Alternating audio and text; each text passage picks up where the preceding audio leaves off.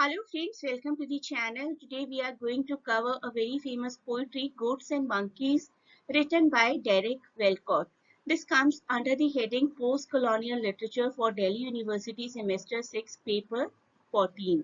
Let us proceed to our video now, and before that please do not forget to share and subscribe the channel and provide your valuable feedback in comments. Derek Walcott, born 1930, died 2017. Born on the island of St. Lucia, a former British colony in West Indies, poet and playwright Derek Walcott was trained as a painter. आपको ये short question भी आ सकता है अगर कभी किसी competitive exam में आप पार्टिसिपेट करते हैं कि which of the following poet was a painter as well, but turned to writing as a young man. A very famous poet and playwright who won the Nobel Prize in Literature in 1992. ऐसी छोटी छोटी चीजें अगर आप writer के बारे में mention करते हैं, the birth year, the death year, the Nobel Prize year, and some specialities like he was a painter, so you tend to get good marks in your examination. Let us talk about this poetry now. Goats and Monkeys, taken from his collection The Castaway and the Other Poems, which was published in 1965. The poem Goats and Monkeys has a theme of master-slave relationships. Parallel to, जैसे आपने पढ़ा होगा कभी Daniel Defoe का Robinson क्रूजो की जो relationship रही थी ना अपने मैन के साथ जिसका नाम था फ्राइडे, उसी तरीके की रिलेशनशिप को, उसी तरीके के पैरेलल्स को रिप्रेजेंट किया गया है इस पोइट्री गोट्स एंड मंकीज में. It is also symbolic of the rulers and rule. वो लोग जो रूल करते आए हैं, वो लोग जो रूल होते आए हैं, with God as omnipotent force to be regarded with awe and reverence. तो एक होता है रूलर, एक होता है रूल्ड, उसके साथ ही साथ गॉड की भी एक ऑमनी प्रेजेंस होती है. इस तरीके की थीम को दिखाया गया है इस पोइट्री में. One should have the knowledge of Othello to understand the story. Othello, very famous play by Shakespeare, उस पर हिंदी मूवी ओमकारा भी बेस्ड है. Othello को आप जरूर जानिए. I'll give you a video to understand Othello in a better sense. The poem reads with a prolonged version of Walcott's thesis on historicity and identity. History किस तरीके से हमारी किसी भी ह्यूमन की आइडेंटिटी क्रिएट करती है उसके बारे में डिटेल में बताया गया है with reference of Othello side by side. Othello के बारे में थोड़ा सा जानते हैं. Othello is a black general from Africa who is respected by most of his white colleagues. बहुत ही ब्रेव हैं. However, all of the racist judgment he faces throughout the play. उनकी ब्रेवरी को तो एक्सेप्ट किया जाता है लेकिन फिर भी बाय द वाइट पीपल उन्हें खुद का पार्ट, खुद के साथ मिंगल होने का एक राइट, वो सब कुछ नहीं दिया जाता.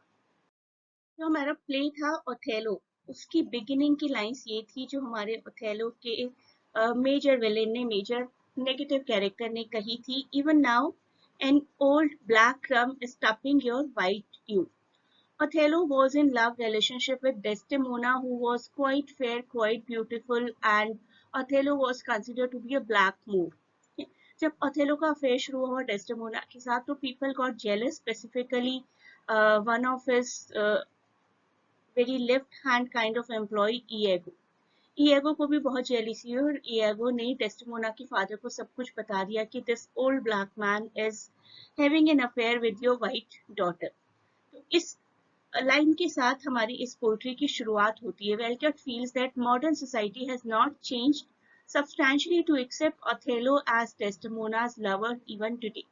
तो किसी so called black person को किसी so called white lady का लवर आज भी सोसाइटी एक्सेप्ट नहीं करती है. वेलकॉट इस पोएट्री में स्टीरियोटिपिकल व्यू पॉइंट्स को पोर्ट्रे करते हैं, drawing contrast between whiteness of Desdemona on the one hand and on the other hand comparing Othello with the dark threatening night. तो दिखाते हैं कि जिस तरीके से सोसाइटी ने हजारों साल पहले इस तरीके के किसी भी अफेयर को एक्सेप्ट नहीं किया, कभी ना ही कभी पहले, ना ही कभी शेक्सपियर के प्लेज में भी यही दिखाया गया ना कि एक white female, how can a white female be in love with a black one. तो उसी तरीके की प्रेजुडिसेस को हम लोग आज भी फॉलो कर रहे हैं। इस तरीके की prejudices, view point, stereotypical things हमें आज भी उतना ही इम्पैक्ट करती हैं जितना कि हजारों साल पहले या फिर अ, कई सौ साल पहले शेक्सपियर के प्लेस में किया करती थी। Walcott also alludes, also give us hints to the fact that Othello might be bestial or vicious.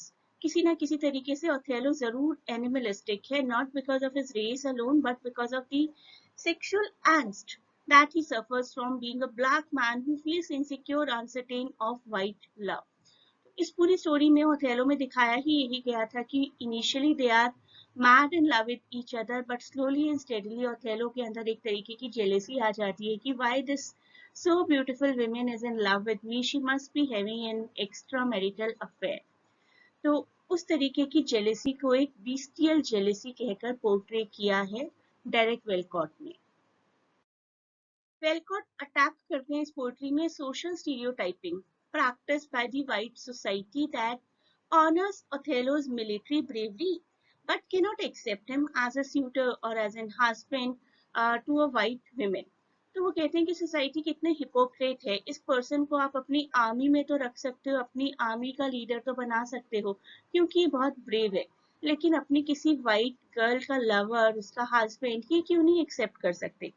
The black must know his place, and if he dares to lapse, then he must become the victim of the hellish labyrinth of his mind। तो black person को एक military में आने का पूरा right है, लेकिन किसी ब्यूटीफुल लड़की की लाइफ में आने का कोई राइट नहीं है। और अगर उसने ऐसी हिम्मत कर भी दी, सो कॉल्ड सोसाइटी के रूल्स को ब्रेक कर भी दिया, तो that person will be lost in the मेज ऑफ हिज ओन माइंड। अपने ही दिमाग के बुने हुए जाल में उलझ कर रह जाएगा ये पर्सन, पूरी लाइफ यही सोचता रहेगा कि इतनी ब्यूटीफुल लड़की ने आखिर मुझसे शादी क्यों की। ओथेलो हमें स्टोरी में एक ब्रूट की तरह नजर आते हैं। He is the brutal one and isolated vicious. Othello suffering is exaggerated. Othello की सफरिंग बहुत ज्यादा बढ़ जाती है when he kills what he loves most. इतनी ज्यादा उनकी सेक्सुअल जेलसी इंक्रीज हो जाती है कि he kills Desdemona at one point. The black Moor is victimised twice. तो हम इनकी गलती तो मानेंगे, ऐसा नहीं है कि ओथेलो ने कोई गलती नहीं की थी, लेकिन वो उस सोसाइटी के जाल में उलझ कर रह गए जो कि वाइट लोग क्रिएट करते हैं ब्लैक के लिए। तो पहले क्या हुआ, he is the victim of the society. जो सोसाइटी उनके दिमाग में इंस्टिगेट करती रही कि how can white female be in love with you, how can she choose you as a suitor, as her husband। Secondly, this prejudice breeds in the general a jealousy and lack of faith। अपना ही confidence खोना शुरू कर देते हैं, insecure होना शुरू कर देते हैं और इस लड़की को, इस ब्यूटीफुल प्योर गर्ल को मारकर अपना ही नुकसान करते हैं।